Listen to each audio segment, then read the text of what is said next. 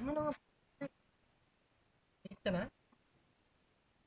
Nga pala, eh, hinabol mo. May kaltas ka din. Hmm, pagod ka lang. Isang minuto, 5, 10, ganun din. May kaltas pre. Kung ako sa'yo, hmm, relax lang. Kasi kapag hinabol mo yan, wala, mapapagod ka lang. Kaltasan ka rin naman. Hmm, ikaw din. Kaya dapat, pag alam mong late ka na, chill lang.